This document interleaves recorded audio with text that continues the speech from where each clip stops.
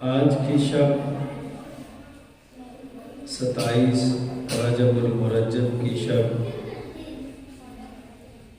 محبوب پاک صلی اللہ علیہ وآلہ وسلم کی معراج کی شب ہے۔ اس رات میں اللہ رب ذوالجلال نے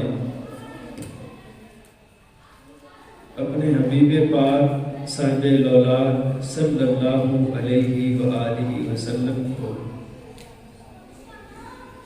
اپنی خاص وہ ملاقات جس میں شرف دیدار بھی عطا کیا۔ سب انبیاء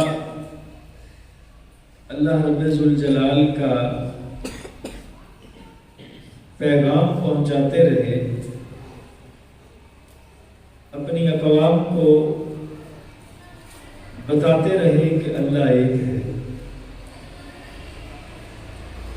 اللہ کے احکامات، اللہ کے پیغامات قوم تک پہنچاتے رہے اور اپنی اقوام کو تلقین فرماتے رہے کہ اللہ کو وحدہ لا شریک مانے، ایک مانے،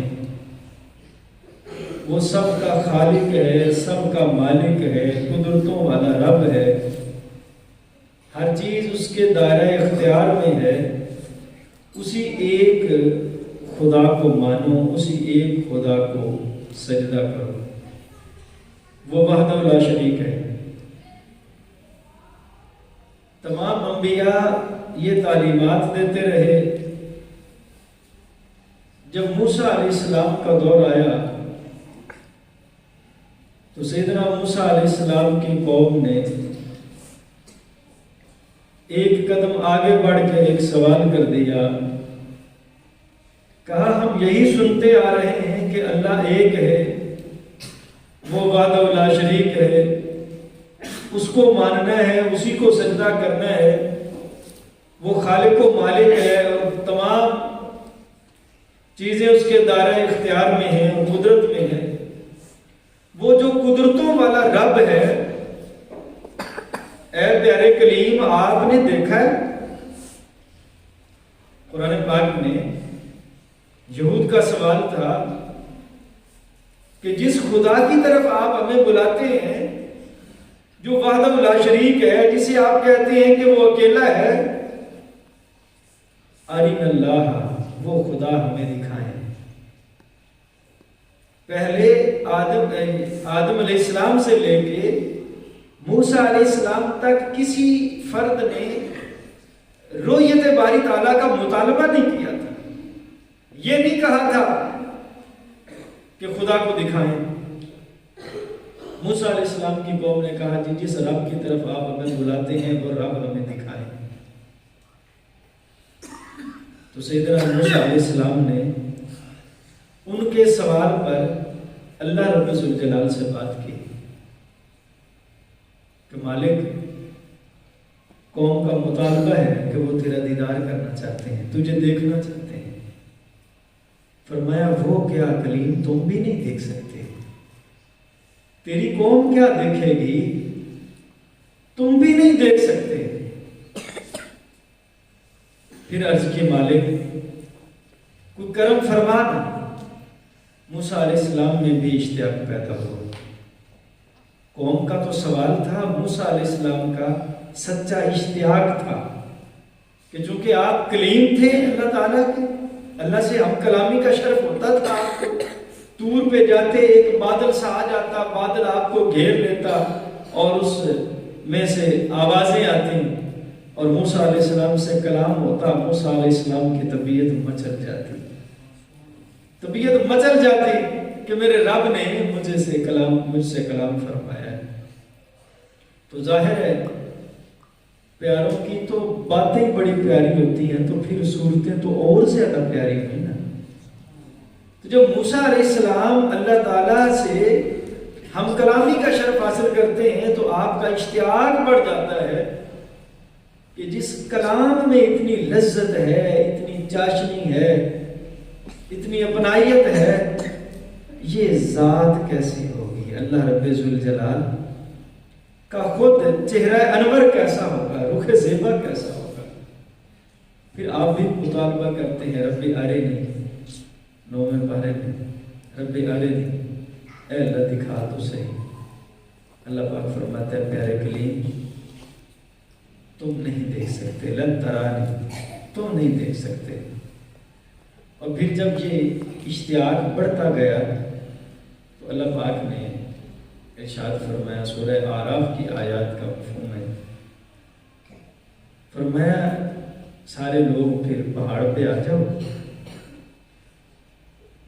جبل طور پہ آ جاؤ، وہاں میں اپنی تجلیات پہاڑوں کی طرف فرماؤں گا، اگر پہاڑ ٹھہر گیا تو تم بھی دیکھ لیں۔ جب اللہ پاک نے وہ تجلیات، وہ نورانیت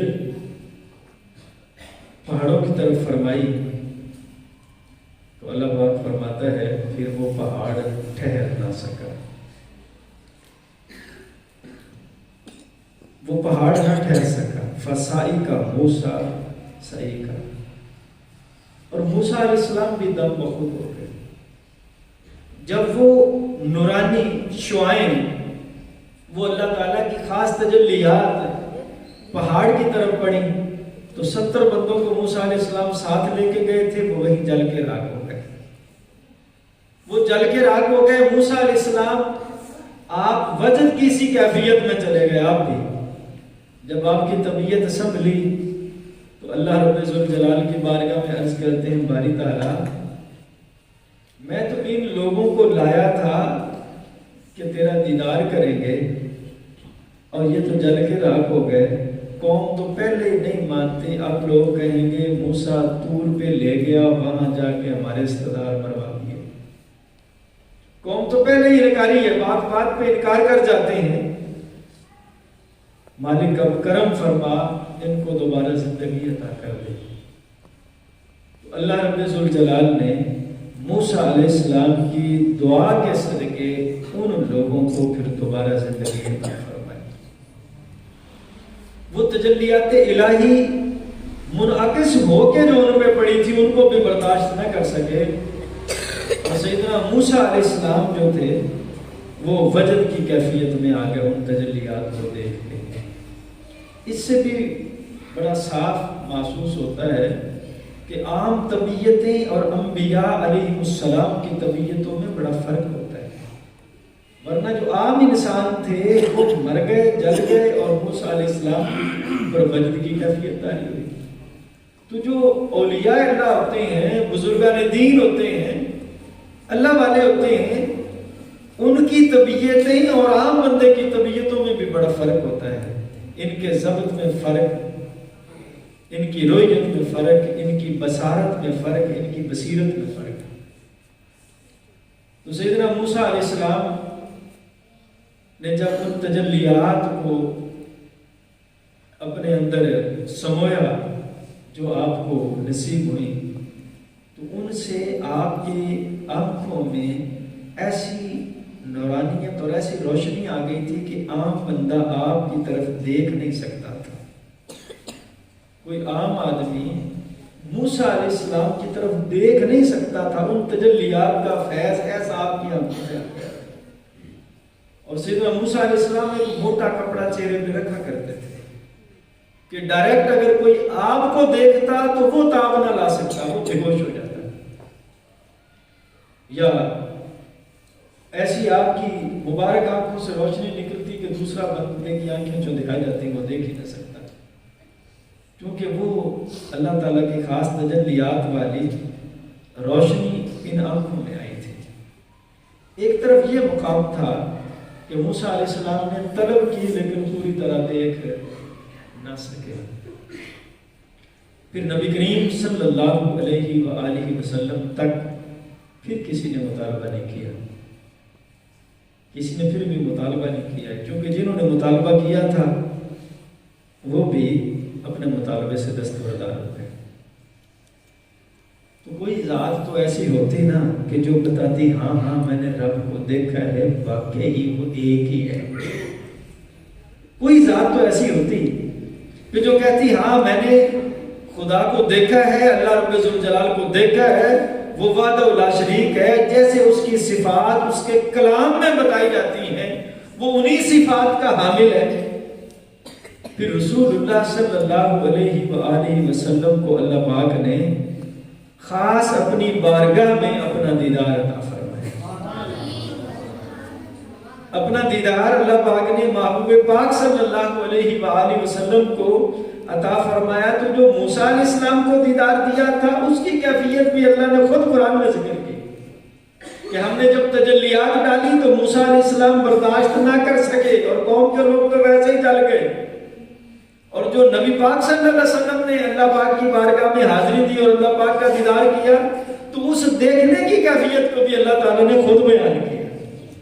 اللہ پاک فرماتا ہے وَالنَّجْمِ إِذَا هَوَىٰ مَا ضَلَّ صَاحِبُكُمْ وَمَا غَوَىٰ وَمَا يَنطِقُ عَنِ الْهَوَىٰ إِنْ هُوَ إِلَّا وَحْيٌ يُوحَىٰ۔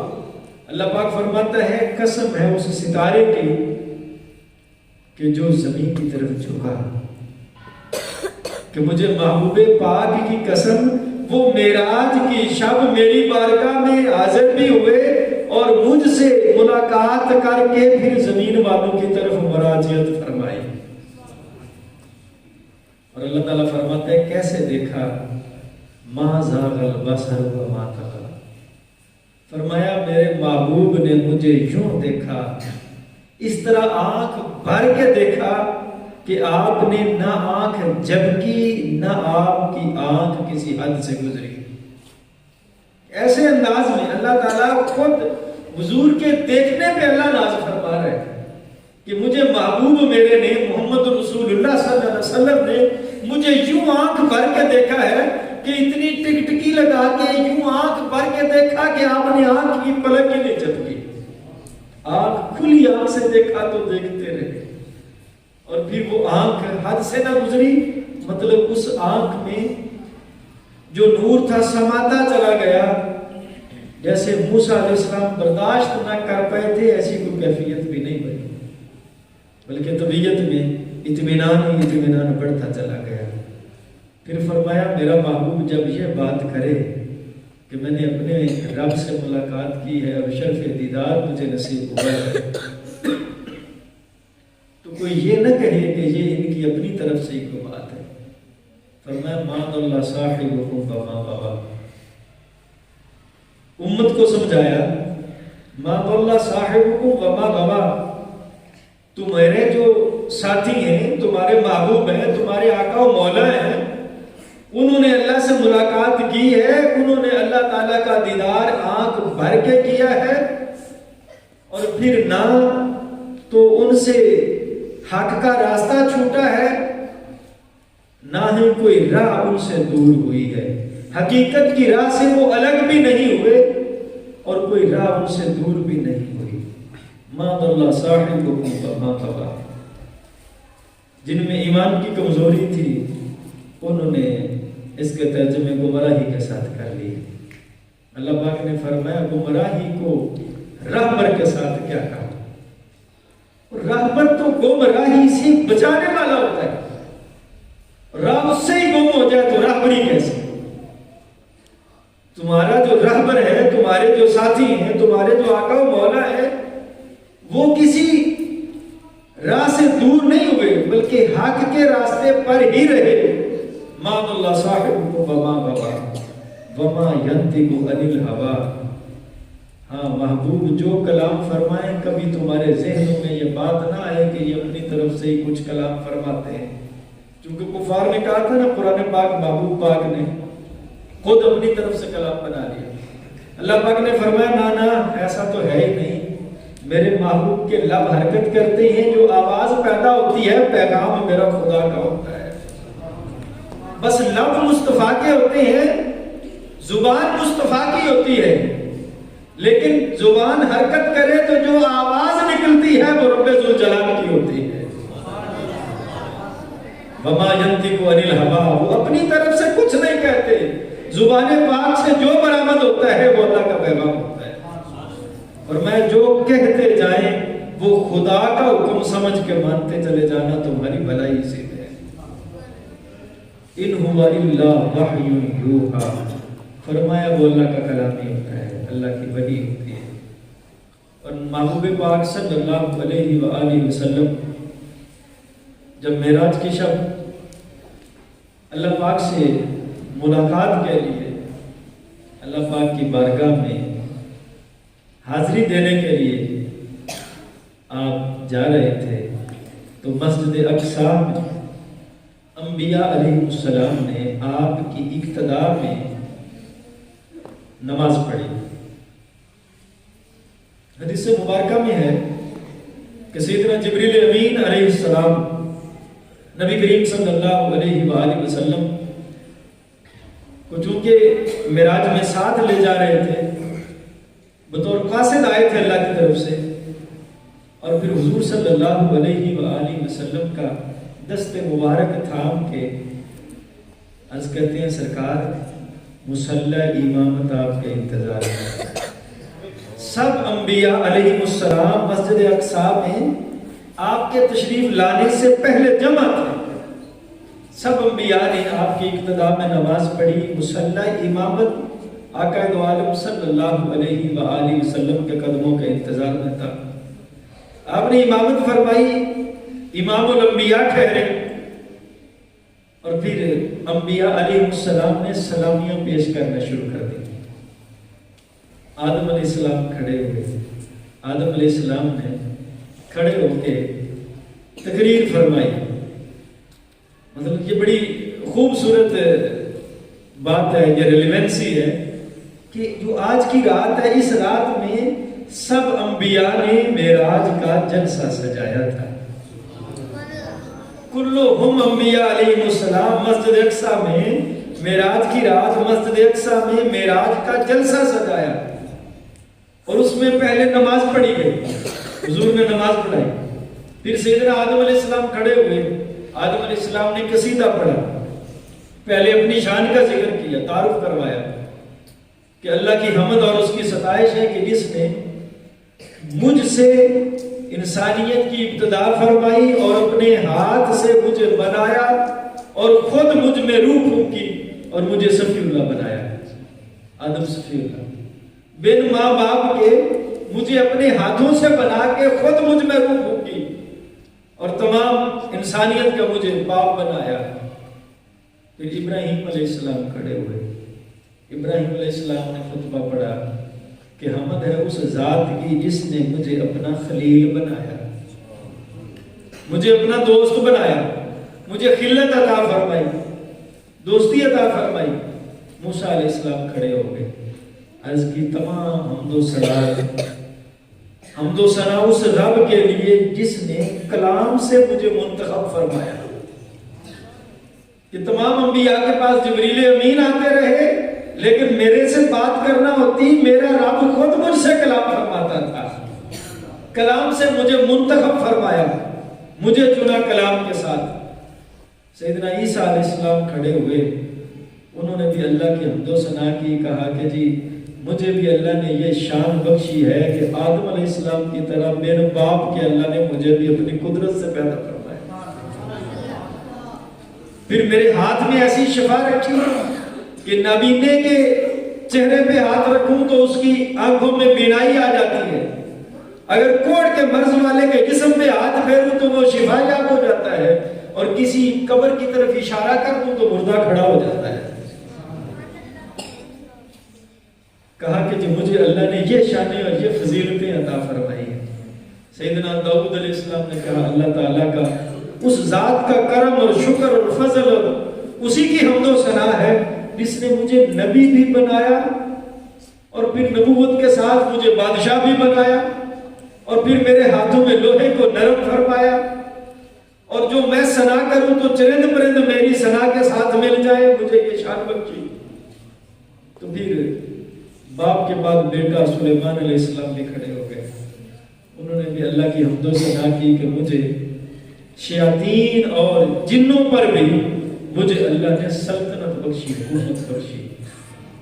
جب تمام انبیاء علیہ السلام اپنے اپنے قصائد پڑھ چکے تو سرکار دو عالم صلی اللہ علیہ وآلہ وسلم کو جبریل امین نے عرض کی حضور آپ بھی اب صدارتی خطبہ ارشاد فرمایا نا. صدر محفل تو سرکار آپ ہیں, آپ بھی تو کچھ ارشاد فرمائے نا. آپ نے فرمایا اس رب کی حمد و ثنا جس نے مجھے تمام جہانوں کے لیے رحمت للعالمین بنایا. میں آدم کے لیے بھی رحمت ہوں, موسیٰ کے لیے بھی رحمت ہوں, عیسیٰ کے لیے بھی رحمت ہوں. تمام انبیاء و مرسلین جو اپنے اپنے وقت میں بڑی شان اور فضیلتوں کے ساتھ آئے تھے, میں ان کے لیے بھی رحمت ہوں, ان کی امتوں کے لیے بھی رحمت ہوں. فرمایا مجھے اللہ نے رحمت للعالمین بنا کے بھیجا ہے. پھر فرمایا کہ اللہ رب ذوالجلال نے نبوت کا سلسلہ مجھ پر ختم فرمایا. تمام انبیاء علیہ السلام آئے, لیکن جو دین تھا وہ کوئی بھی دین کمپلیٹ نہیں تھا, کوئی مکمل دین نہیں تھا. جب دین مکمل ہی ہو جاتا تو پھر تو نبی کی ضرورت ہی ختم ہو جاتی. کوئی بھی دین, فرمایا میرے آنے سے پہلے کوئی دین مکمل ہی نہیں ہوا. اللہ رب ذوالجلال نے مجھے بھیجا اور دین اپنے کو مکمل فرما دیا, سلسلہ نبوت مجھ پر ختم فرما دیا. اور پھر فرمایا اس ذات کی حمد و ثنا جس نے ساری قوموں سے بڑھ کر میری امت کو فضیلت بھی عطا فرمائی. قد کاٹ میں بھی بڑی امتیں گزری, عمروں میں بھی بڑی امتیں گزری, کام کاج میں بھی بڑی امتیں گزری. ہر لحاظ سے اگر دیکھا جائے تو سابقہ امتوں میں ساری کوالٹیز تھی, بلکہ ہم سے بڑھ کے تھی. ہاں ایک کوالٹی نہیں تھی کہ وہ امت محمدیہ نہیں تھے, وہ امت مصطفیٰ نہیں تھے.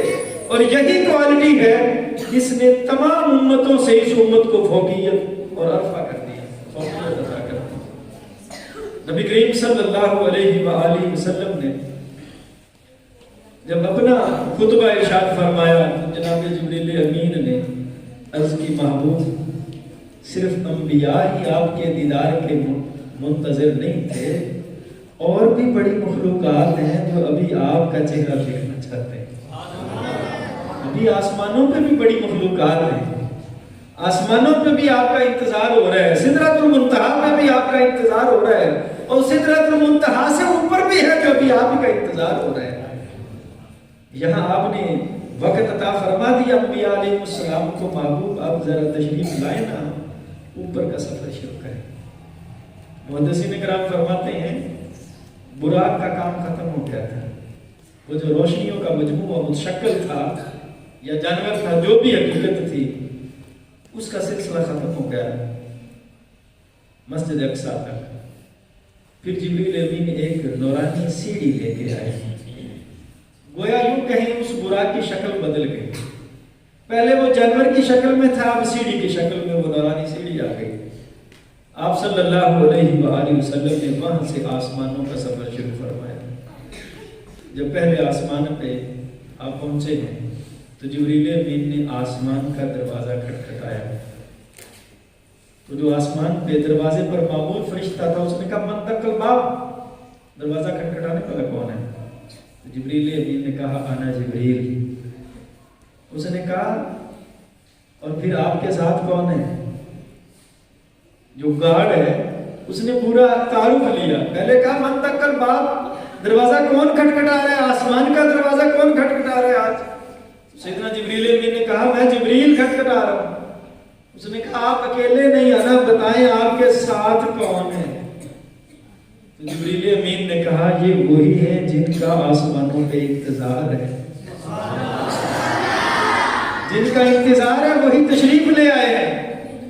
پھر آسمانوں کا دروازے کھولے گئے. کسی آسمان پہ آدم علیہ السلام پھر استقبال کے لیے پہنچے ہوئے.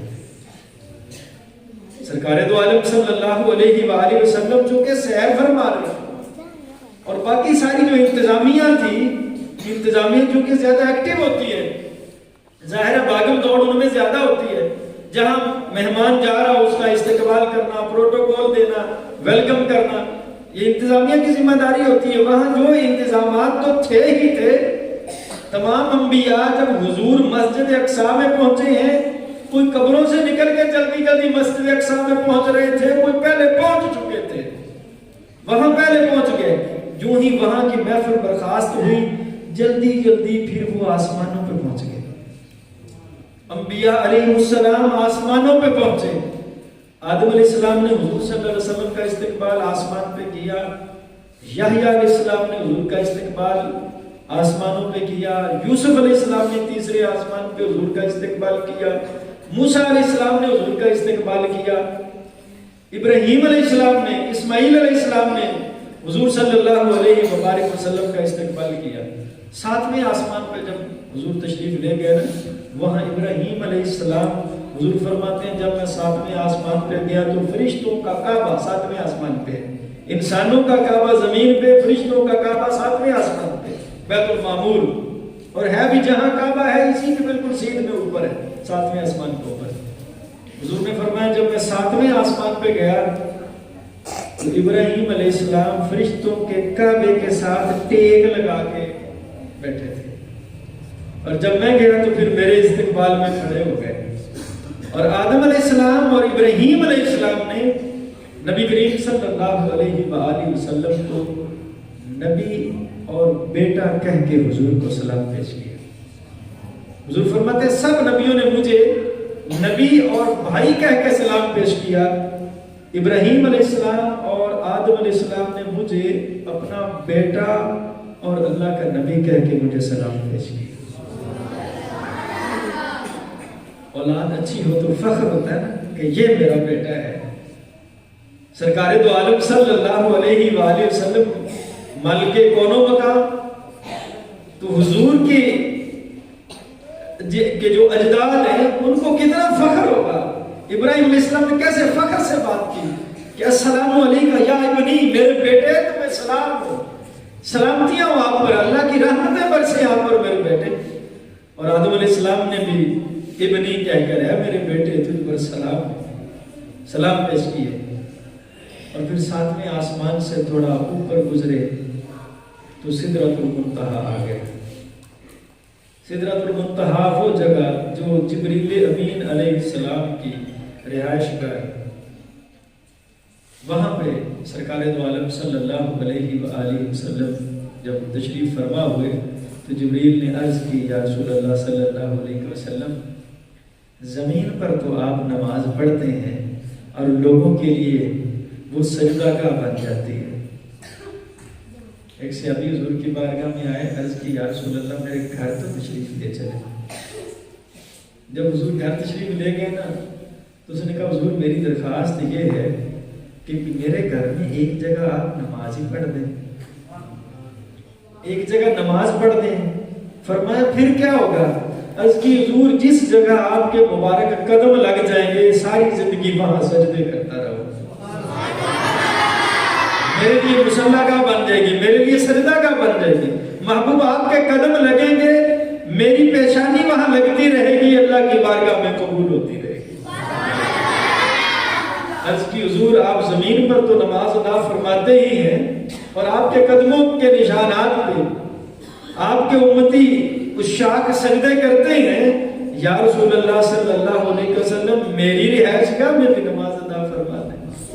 جبریل امین کہتے ہیں میری رہائش گاہ حضور یہ میری جائے اقامت ہے سدرۃ المنتہا، یہاں بھی آپ نماز ادا فرما دیں. مسجد اقصی میں آپ کے پیچھے اتنے سب انبیاء کو سجدہ کرنے کا موقع ملا. حضور آپ کے پیچھے نمازیں تو میں نے بھی پڑھی. جبریل امین تمام انبیاء کے